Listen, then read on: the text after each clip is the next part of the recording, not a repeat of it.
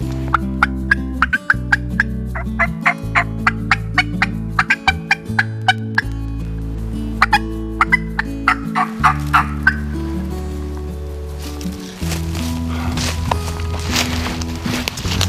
in the last video we talked about going quiet and how that a lot of times is the best turkey call you can have on that day, is going dead quiet, not say nothing, and just not even use your turkey call. Well, in this video we're going to go the opposite way. We're going to talk about the times when you need to get loud, you need to get boisterous, and you need to crank up on them turkey calls. So we're going the opposite way in this video, so you stay tuned as we talk about cranking it up and getting loud.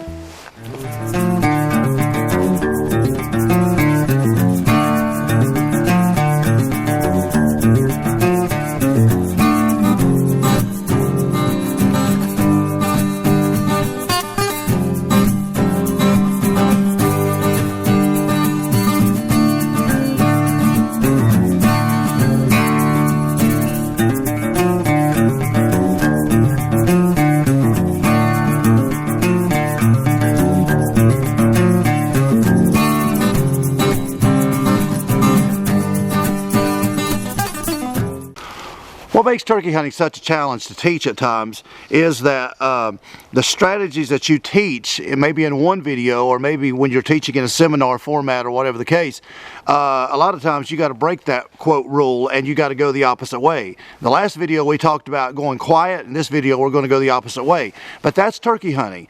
And you know, when a person goes out turkey hunting and they just have one basic set of rules that they have for themselves, you know, they got their same setup, they got their same type of calling, they got their same favorite type of call that they use, they got their same place they set up. Maybe it's a blind, or maybe it's a homemade blind, or maybe they're not a person that likes to move around very much. They're still old school. They like to go sit down and just wait all day long. Now, I'm not saying that person won't kill a turkey, and they will kill a turkey eventually, but you're going to find yourself locked in to that pattern of your hunting.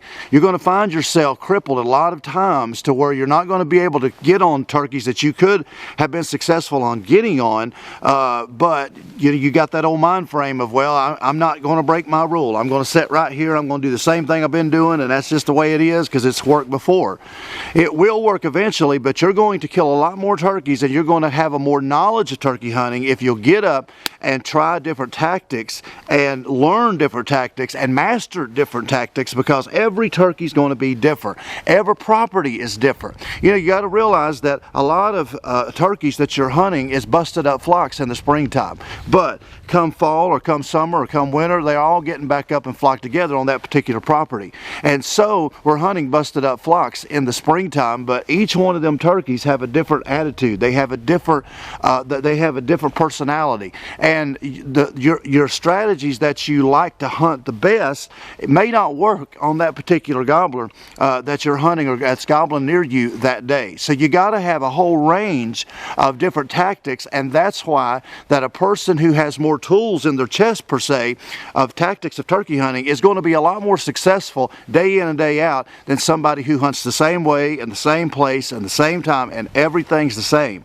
You got to mix it up. So that's what makes turkey hunting a lot of times difficult to teach, because you're going the opposite way. So when are the times that you want to crank down on a turkey call and get loud? Well, you know, just like with the last video, we talked about the times you want to go quiet. There are times when you really want to get vocal and really get down on that turkey call and get really fired up when you're out there turkey hunting, because that could be the very day that that saves your hunt too, just like when you went quiet. I think this is, of course, the general perception is when you're locating turkeys, especially up in the mid-morning when the turkeys have flew down, they've got with hens, they've been with their hens for a while, but you get into that 9, 10, 11, 12, what I call the golden hours up in that mid-morning range. When you get out there and you're kind of walking around, if you're hunting property big enough where you can do this. Now, if you're hunting small properties, it's hard to do that, I understand, but if you're hunting a large tract of property, you can get out and have some mobility and move around. That's when you want to sort of get loud. That's when you can really kind of get, more vocal and get more liberty with that turkey call, because you got to get them fired up. You know, they've kind of went quiet for 2 or 3 hours. You got to get them fired up. You got to get them cranked up. And so this is where a lot of your you know, real good loud yelps and some of the even the cuts, get that excited hen yelp, and you know, a lot of times that gets that gobbler fired up, because after a couple hours of him going quiet, you know, boy, you know, it makes him shock gobble, and then of course, then you know where he's at, and then you can kind of play the game and start trying to work a strategy. So if I'm walking out through the mid-morning and there's nothing really gobbling the last couple of hours, this is kind of what I'm going to do. I'm going to go maybe to a point, or maybe the end of the point, or I'm going to go maybe under a ridge.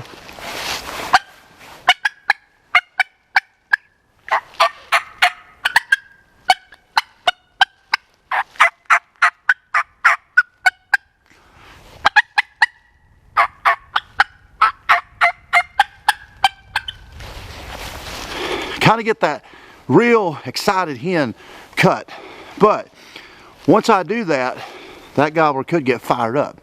All right, so I'm going to get cranked up on that calling and kind of raise that volume up, try to locate him. All right, if I'm walking from ridge top to ridge top, do the same thing. You know, get out there, get some excited yelp.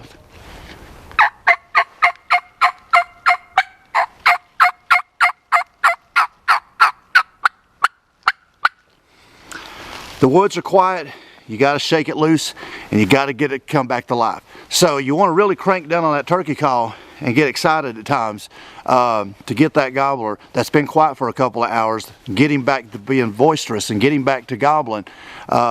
And many times that's going to cause you to locate him and set up a strategy. But don't be afraid of that mid-morning hours to get out there and crank down on that turkey call, and you know, not be embarrassed about getting out there and being quiet. You know, I don't want nobody to hear. You know, get out there. You're out there to hunt, so get out there and really get fired up and get that gobbler, get him back to gobbling. Because hey, if he's not gobbling, it's kind of hard to set up on him. But if you can get him fired up and you get that shot gobble out of him, then you can kind of work a strategy on how to set up and kill him. So just a time when you really want to get kind of vocal, where maybe you wasn't previously in the morning hours, but now it's up in that mid-morning, get vocal and get on that call. Another time you want to get loud is when you're dealing with bad weather. Maybe high winds, rain, or maybe the rain has just passed and now you've got water coming off of the trees hitting on the forest floor. When you get out there 100, 150, 200 yards, sometimes it's hard for turkeys to hear calling effectively. So this is where you got to get loud. You got to crank down, and you've really got to raise your calling up,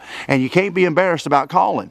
You got to get them to hear it, because they're out there gobbling on windy days. They're out there mating on rainy, windy days. They don't just go hide, you know, under a tree somewhere, and you know, no, they got a small window of a year to mate. So they're going to mate you know, they're going to use believe me, they're going to use to their advantage. So even though that you don't hear gobblers out there gobbling on windy days, they're still gobbling. They're still strutting. They're still doing their thing. Well, you got to be able to get them to hear you. And this is where you got to have high frequency calls. Now, over the years, you've heard me talk about high frequency calls. All of my calls in the Matt Dell signature line in Spring Fever, it's high frequency. My old slide box, my slate call, and even the new hybrid call, this little slide, they're designed to have a very high frequency sound. In other words, to get out there and pierce through that weather and pierce through them woods and get that sound out. But everybody wants an old raspy call. You know, it just seems like hunters, that's what they're drawn to, because it sounds better to their ear. But it doesn't sound as good to the turkey's ear many times. You got to have a call that's going to sound like hens that they hear every day. Now, I'm not saying that they don't have raspier hens, you know, around, because they certainly do. You know, a big old boss hen or something like that. But the majority of hens you hear, and you've heard me say this in the past, is a more high frequency pitchy hen. Okay, this is where you want a high frequency call to get out there on these bad weather days. And even if it's not bad weather, it still gets turkeys to respond on calm days. So this is why that you really need to kind of focus on that higher frequency type loud calling to get gobblers to respond more. I really do believe that, and I've seen that, and I know that's to be true because I've seen it too many times over the 30 years of turkey hunting. So you take a little call like this, the little hybrid call, this little slide that we just came out with, and you get out there and you can, and crank down on that thing. Boy, you should hear that. I mean, that thing's going all up through here. You know, you crank down on that, and many times that's going to get response on bad weather days. So get out there and don't be ashamed and don't be, you know, intimidated to call when the weather is bad. Get out there and crank down and just shake the trees with calling if you're not getting the response that you're getting. I mean, get out there, and if you're not getting a response, get louder and get more aggressive and get out there and get, because that's what you got to do to get these gobblers many times to shot gobble and get them cranked up. Because many times once they gobble a couple times, it kind of gets them going, and they'll start gobbling more. But you just got to get that first one or two out of them, and that's where higher frequency calls is going to help you and get loud on them bad weather days. Another time I'll get loud is when I'm dealing with henned-up gobblers. When I'm dealing with gobblers that has hens, then I'm not going to worry about calling to that gobbler, because he's probably not going to pay no attention to me anyway. He's already got what he wants. But I'm going to try to get that lead hen fired up. I'm going to try to call to her. And I'm going to start, you know, starting out soft, and then I'm going to raise it up, and I'm going to raise it up, and I'm going to raise it up until she answers me. And if I can get her to answer me, then I'm going to really tick her off, and I'm going to get super loud, and I'm going to cut at her, and I'm going to yelp at her, and I'm going to do whatever I got to do in order to get her ticked off at me, where she'll have a conversation with me.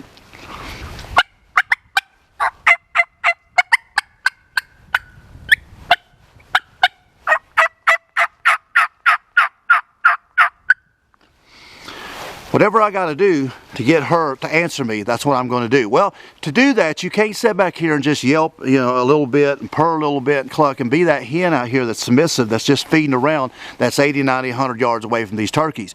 You got to challenge her for her dominance. You got to get out there and you got to get her fired up. Well, to do that, you got to call. You got to get vocal. You got to get vocal, and you can't sit back and be timid to use a turkey call.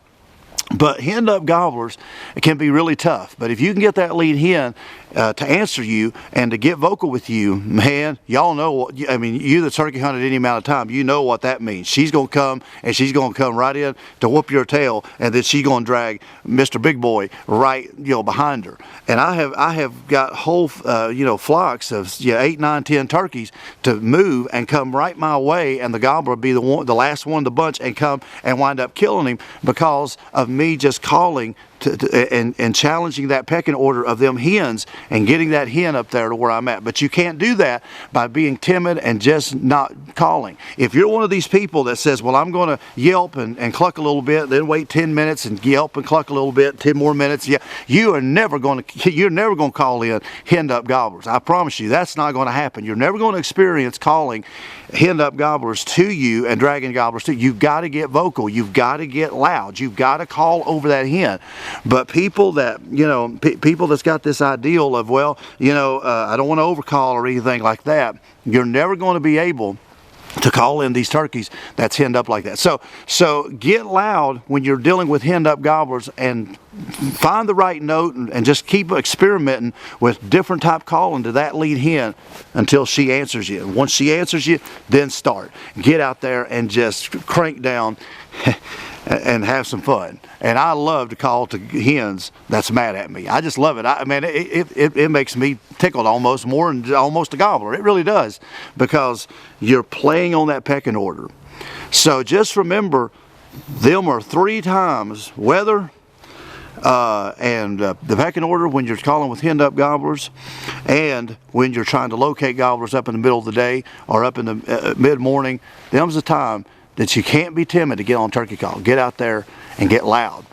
And boy, I tell you what, you'll start getting a lot more response this coming turkey season. And once you do, you're going to start seeing a lot more turkeys coming into your calls, which always leads to a better season. Thank you for viewing this video, and make sure to take time to hit that subscribe button and hit that bell notification so you'll be notified when Dale Outdoors uploads their videos every single week. We'll be bringing you educational videos like this one, and also when turkey season gets here, we'll be bringing you turkey hunts, so you don't want to miss any of it. Also, check out all of our great sponsors that helps us in the links below. Check out Tidewe.com, where you can get a lot of great products over there. Just use that promo code DALE, where you can get even a better percentage off through the promo code. Check out Stoker Shotguns, check out Spring Fever Custom Calls, where you can get my signature line of Matt Dale Old Sly series of turkey calls. You don't want to miss out on any of it. And check out Kona Scopes and all the other great sponsors we have in the links below. We really appreciate you watching this video. Until the next one, you be safe out there and get that big old gobbler this coming spring.